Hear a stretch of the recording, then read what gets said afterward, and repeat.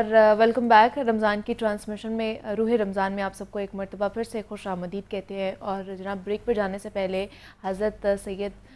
سیدنا فاطمہ رضی اللہ عنہا کے حوالے سے ہم بات کر رہے تھے, ان کی سیرت کے حوالے سے بات کر رہے تھے. ہمارے ساتھ معروف سیرت اسکالر ڈاکٹر طارق پیر شریف زادہ صاحب ہمارے ساتھ موجود ہیں. ان سے جان لیتے ہیں مزید, اور جو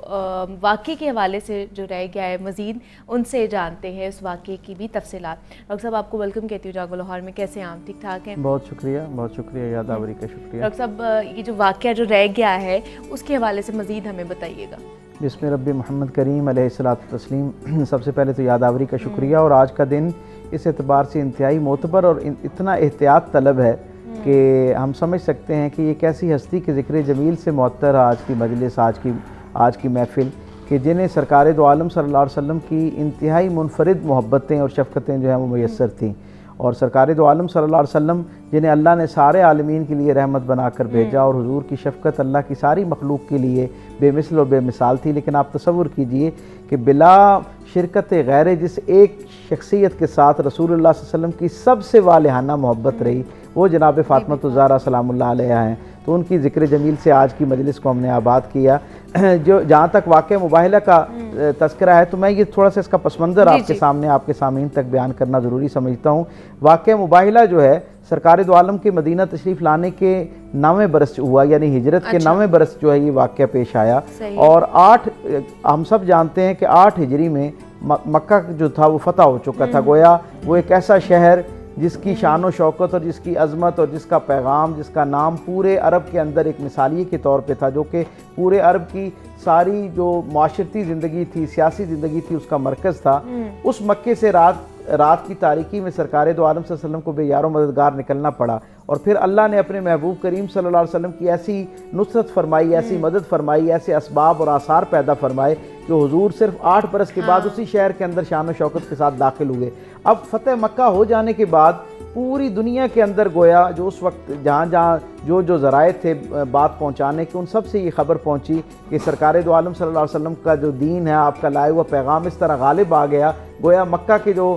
قریش ہیں وہ بھی آپ کے سامنے سرنگوں ہو گئے ہیں, اور آپ کے دین کے اوپر جو ہے وہ انہوں نے وہ دین اختیار کر لیا ہے. تو بہت ساری قبائل, بہت ساری کمیونٹیز جو ہیں انہوں نے اپنے اندر یہ فیصلہ کیا کہ اس سے پہلے کہ یہ دین جو ہے یہ ہم تک پہنچے, اور جس طرح عربوں کے ہاں عمومی طور پر حکمرانوں کی ایک روایت تھی کہ جب کوئی غالب آ جاتا تو وہ پھر اپنے گرد و پیش میں جو چھوٹی بستیاں ہوتی ہیں ان کے اوپر جا کے قبضہ کر لیتے, اور ان کو پھر بڑی مصیبت سے اور تکلیف سے گزارنا پڑتا.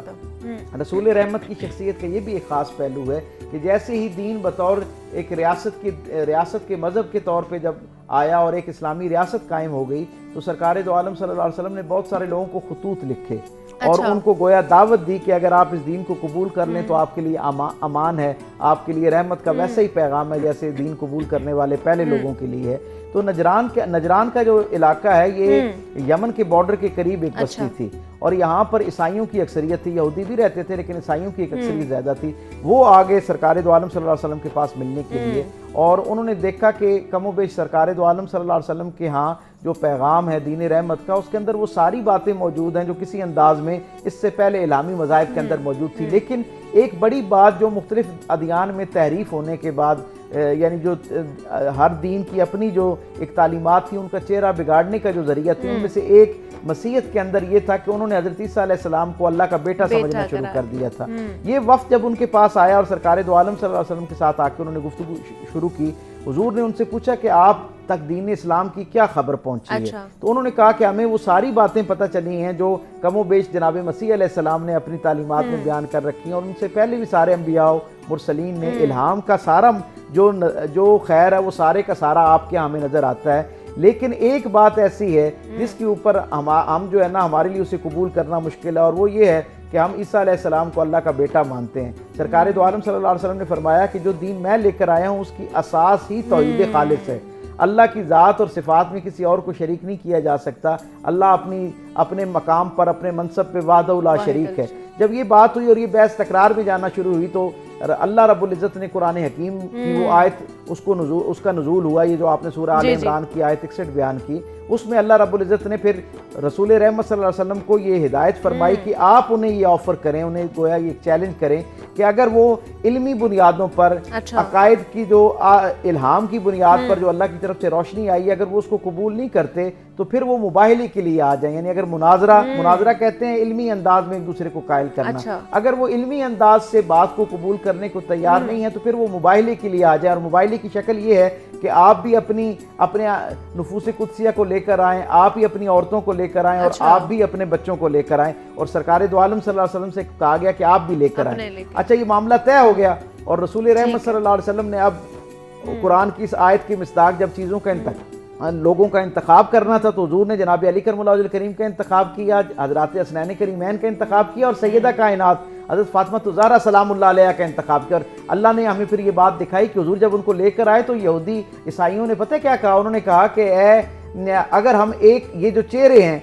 یہ نورانی چہرے ایسے ہمیں پاکیزہ چہرے نظر آتے ہیں کہ اگر یہ ہمارے لیے بد دعا کر دیں تو پوری دنیا کے اندر کوئی ایک عیسائی بھی زندہ نہ رہے۔ تو یہ حضرت فاطمہ الزہرا ان نفوس قدسیہ میں شامل تھی جنہیں سرکار دو عالم صلی اللہ علیہ وسلم نے اپنی قبائے عصمت کے اندر جگہ عطا فرمائی، اور مباہلے کے لیے قرآن میں اللہ کی ہدایت کی روشنی میں حضور کے ساتھ جو ہے وہ اس میدان میں اترے، اور ان کی نسبت اور تعلق سے نہ جانے کتنے ہزاروں اور آج تک کروڑوں عیسائی جو ہے انہوں نے اسلام قبول کیے۔